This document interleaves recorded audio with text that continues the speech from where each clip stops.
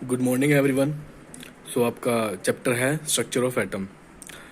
तो जो हमारा प्रीवियस चैप्टर था, chapter number 3, atoms and molecules, उसमें हमने पढ़ी थी डाल्टन एटॉमिक थ्योरी। तो डाल्टन एटॉमिक थ्योरी में जो डाल्टन है उसने बताया था कि जो एटम है इंडिविजिबल है, यानी कि हम एटम को डिवाइड नहीं कर सकते फर्दर।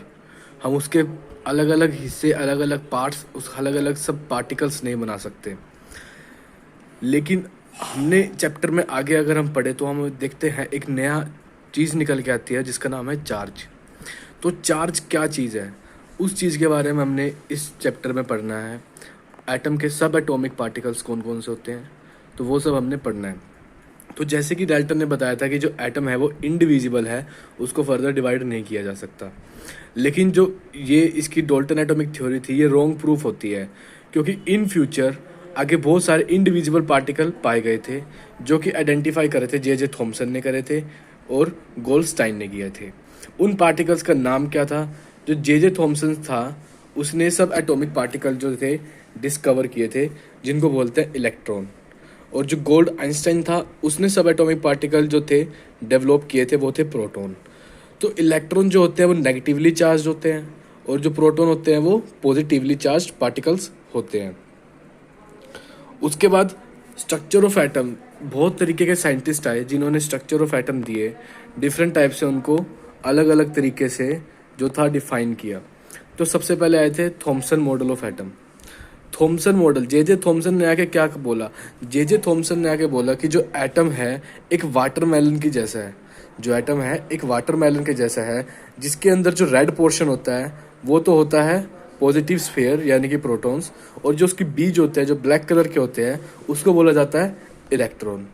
तो इस चीज़ से जो थॉमसन था उसने क्या कंक्लूजन निकाले?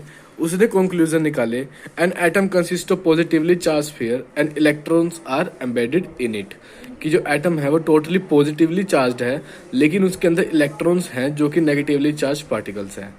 जो नेगेटिव है और जो नेगेटिव चार्ज है और जो पॉजिटिव चार्ज है, उन दोनों का मैग्नीट्यूड बिल्कुल सेम है। उन दोनों का मैग्नीट्यूड बिल्कुल सेम है। तो हम बोल सकते हैं कि जो एटम है वो टोटली इलेक्ट्रिकली न्यूट्रल है, यानी कि ना तो वो पॉजिटिव है और ना ही वो नेगेटिव है। लेकिन जो मॉडल, जो थॉमसन का मॉडल था, वो ये चीज़ एक्सप्लेन नहीं कर पाया था कि इलेक्ट्रिकली न्यूट्रल क्यों है। तो जो ये थी, ये इसकी बहुत बड़ी लिमिटेशन थी, ये बहुत बड़ी इसकी कमी थी, ड्रॉबैक थी, कि जो थॉमसन था वो इस चीज़ को एक्सप्लेन नहीं कर पाया था अपने अपने इसके एटम के डायग्राम से, एटम के मॉडल से, कि जो एटम है टोटली इलेक्ट्रिकली न्यूट्रल है। तो उसके बाद अगले साइंटिस्ट आए हमारे साइंटिस्ट रदरफोर्ड।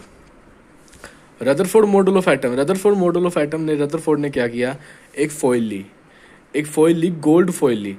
अब गोल्ड फॉइल उसने क्यों ली? क्योंकि वो थाउजेंड एटम्स थिक होती है। और दूसरे उसने अल्फा पार्टिकल्स लिए। अब उसने अल्फा पार्टिकल्स क्यों लिए? Alpha particles doubly charge helium ions होते हैं, यानी कि उनका मास 4 यूनिट होता है। तो इसने ये दो चीज़ें ली और उसके बाद इसने क्या किया? उस गोल्ड फॉइल में से अल्फा पार्टिकल्स को स्कैटर किया, उसके ऊपर उसने अल्फा पार्टिकल्स को स्कैटर किया। तो उसने क्या नोटिस किया? उसने देखा कि भाई कुछ तो अल्फा पार्टिकल्स ऐसे थे जो बिल्कुल ही स्ट्रेट जा रहे थे, वो इधर उधर डिफ्लेक्ट नहीं हुए। कुछ पार्टिकल्स जो थे स्मॉल एंगल से डिफ्लेक्टेड हो गए, यानी कि टकराकर इधर उधर फैल गए। और 12,000 में से एक पार्टिकल ऐसा था जो टकराया और उसी एंगल पे, यानी कि 180 डिग्री के एंगल पे ही वो वापस आया। तो इन सब चीज़ों से उसने क्या कंक्लूजन निकाला? अब उसने बोला था कि भाई जो मोस्ट ऑफ द पार्टिकल है वो पास कर गए, यानी कि पास कर गए, तो मतलब एटम का जो स्पेस है अंदर का ज़्यादातर वो क्या है? खाली है। एटम का ज़्यादातर अंदर का स्पेस क्या है? खाली है।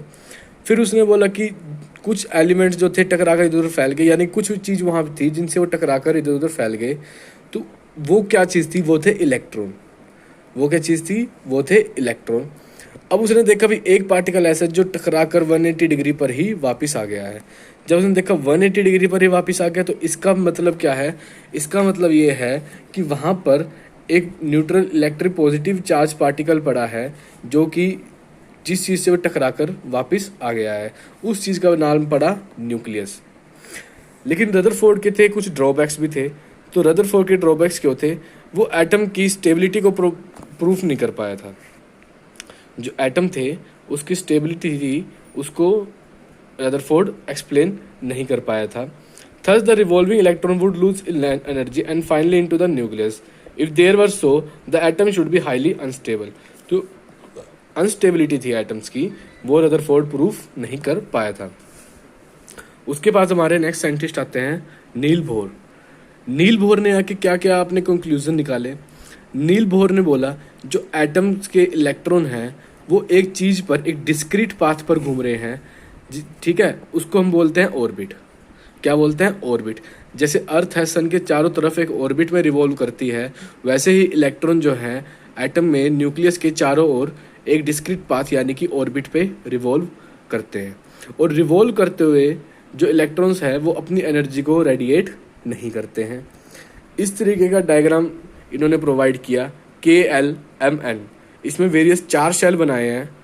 N की वैल्यू 1 है, L की वैल्यू 2 है, M की 3 है और N की 4 है। उसके बाद न्यूट्रॉन्स यानी कि न्यूक्लियस की जो डिस्कवरी हुई थी। Neutrons are present in the nucleus of the atoms. Neutrons एक तो होते हैं इलेक्ट्रॉन्स और protons. Electron negatively charged, protons positively charged, और जो न्यूट्रॉन्स हैं वो न्यूट्रली चार्ज होते हैं। इनके ऊपर ना पॉजिटिवली चार्ज होता है ना इनके ऊपर नेगेटिवली चार्ज होता है। तो आगे जो डिस्क्रीट पाथ थी जो हमने पढ़े KLMN, इसके बारे में नील बोर ने क्या बताया। The maximum number of electron present in a shell is given by 2n square. 2n square.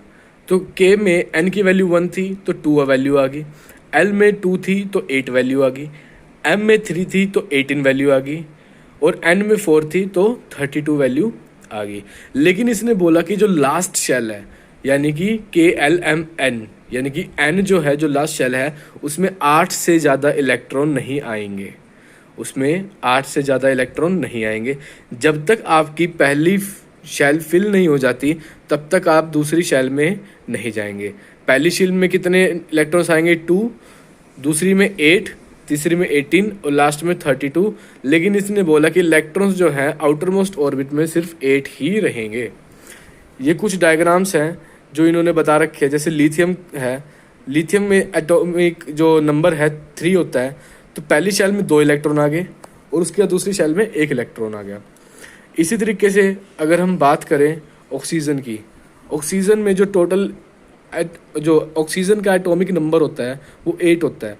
तो पहले शेल में 2 इलेक्ट्रॉन आ गए और उसके बाद 6 इलेक्ट्रॉन्स आ गए। Thank you very much. ये थे आपके तीनों मॉडल।